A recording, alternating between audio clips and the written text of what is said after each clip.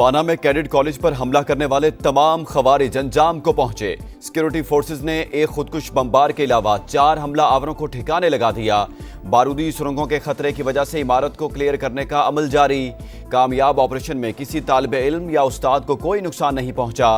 وفاقی وزیر اطلاعات عطا تارڑ کہتے ہیں بہت بڑا سانحہ ہو سکتا تھا۔ پاک فوج نے بہادری سے طلباء سمیت تمام افراد کو ریسکیو کیا۔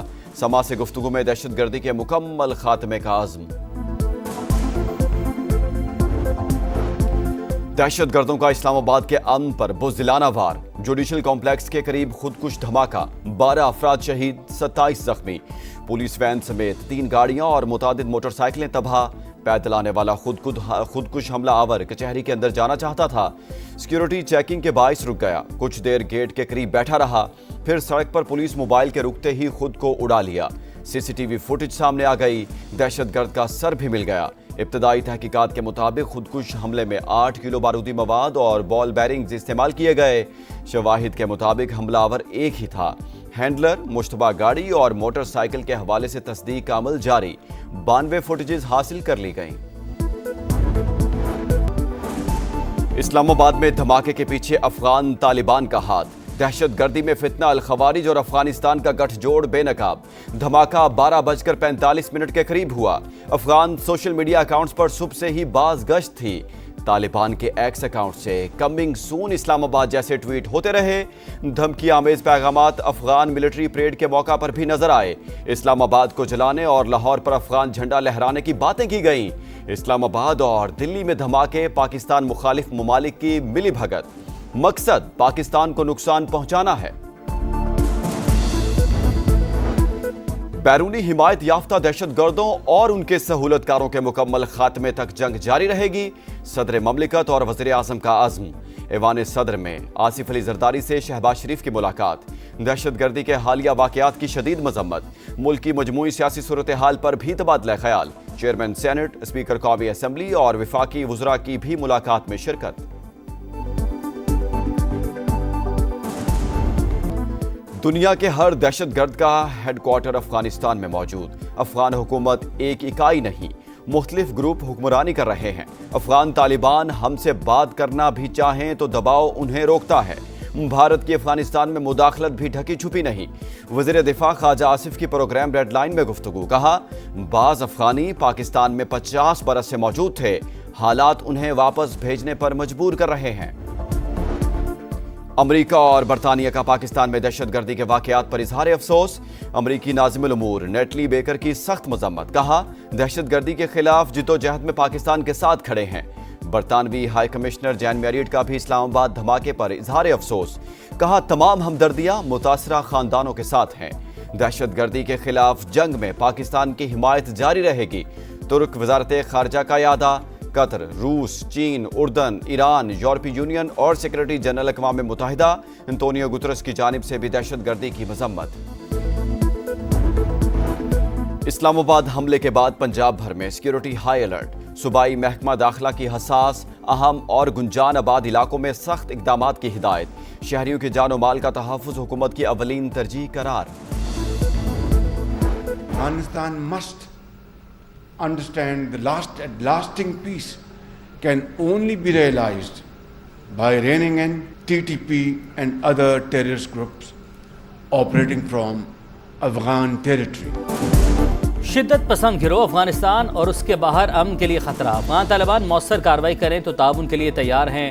وزیراعظم کی پیشکش۔ بین الپارلیمانی اسپیکرز کانفرنس کے خطاب میں شہباز شریف نے کہا گزشتہ ماہ افغان سرزمین سے پاکستانی چوکیوں پر حملے ہوئے تو ٹھوس اور فیصلہ کن جواب دیا۔ دنیا کو دکھا دیا پاکستان اپنی خود مختاری اور علاقائی سالمیت کے تحفظ کے لیے ہر قیمت ادا کرے گا۔ پاکستان نے کئی بار امن دشمن کارروائیوں کا سامنا کیا۔ رواں سال مشرقی سرحد پر جارحیت کا سامنا کرنا پڑا۔ مسلح افواج نے دشمن کے عزائم ناکام بنائے، حملہ کرنے والوں کو ناقابل فراموش سبق بھی سکھایا۔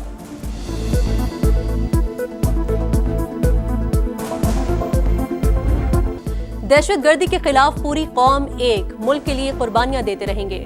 اسلام آباد خودکش دھماکے کے زخمیوں کا عزم، کہا افغانیوں نے ہمیشہ پاکستان کے ساتھ غداری کی۔ افغانی دہشت گرد بھارت اور اسرائیل سے فنڈنگ لے رہے ہیں، لیکن کوئی پاکستان کا کچھ نہیں بگاڑ سکتا۔ پاکستان ہمیشہ فتح یاب رہے گا۔ ہمیں امن چاہیے، بھارت مداخلت سے باز آ جائے۔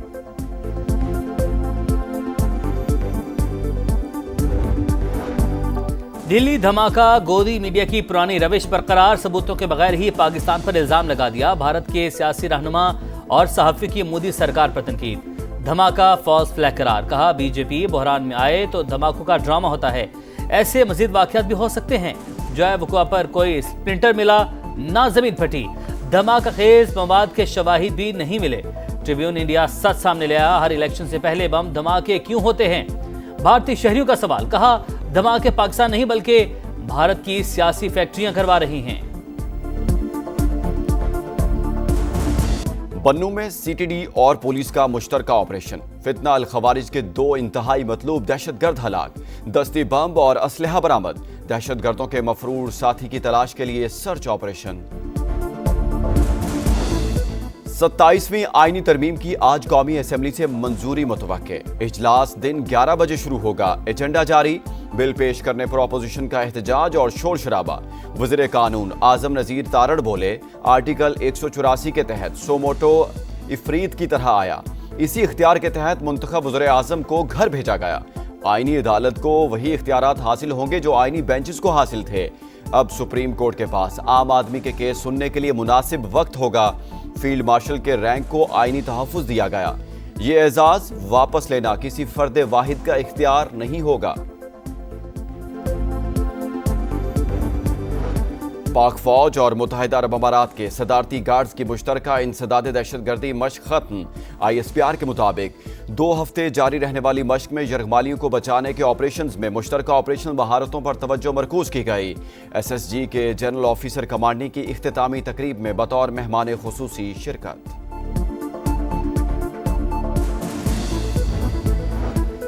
کنڈیاروں میں پولیس چوکی پر مسلح افراد کی فائرنگ، 2 اہلکار موقع پر ہی شہید ہو گئے، سعید سولنگی اور غلام حسین راج پر نائٹ ڈیوٹی پر تعینات تھے، ملزمان جائے وقوع سے فرار۔ کراچی میں ایک اور حادثہ، ایک اور جان چلی گئی، نارتھ ناظم آباد لنڈی کوتل کے قریب ٹرک کی موٹر سائیکل کو ٹکر، فوڈ ڈیلیوری رائڈر جاں بحق، لاش اسپتال منتقل کر دی گئی، رواں سال حادثات میں اموات کی تعداد 753 ہو گئی۔ کراچی کے علاقے عزیز آباد بلاک 3 میں فائرنگ سے نوجوان جاں بحق، شناخت 23 سال کے حسن علی کے نام سے ہوئی، مقتول صدر موبائل مارکیٹ میں کام کرتا تھا، پولیس نے واقعے کو ٹارگٹ کلنگ قرار دے دیا۔ غزہ میں جنگ بندی معاہدے کی خلاف ورزیاں جاری، اسرائیل کے مختلف علاقوں پر حملے، 24 گھنٹے میں 3 شہادتیں، تعداد 69,182 ہو گئی، رفح میں پھنسے فلسطینیوں سے متعلق کوئی بھی فیصلہ امریکی مشاورت سے کریں گے، نیتن یاہو کی جیریڈ کشنر کو یقین دہانی۔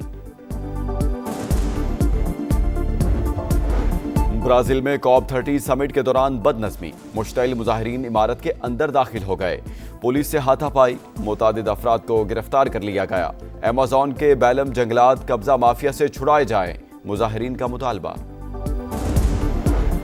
ارجنٹینا میں مسافر ٹرین پٹری سے اتر گئی، 19 افراد زخمی، حادثے کے بعد کئی گھنٹے تک ٹریک پر آمد و رفت معطل رہی۔ پولینڈ میں یوم آزادی کے موقع پر دائیں بازو کی تنظیموں کی جانب سے احتجاج، 1 لاکھ سے زائد افراد کی شرکت، تارکین وطن کے خلاف نعرے، ڈیپورٹ کرنے کا مطالبہ۔ 6.5 کروڑ سے زائد مالیت کی چاندی اسمگلنگ کی کوشش ناکام، کراچی ایئرپورٹ پر کسٹمز کی کارروائی، تقریباً 80 کلو گرام چاندی پکڑی گئی، چاندی کے 3 پارسلز ہانگ کانگ سے راولپنڈی کے لیے بک کرائے گئے تھے۔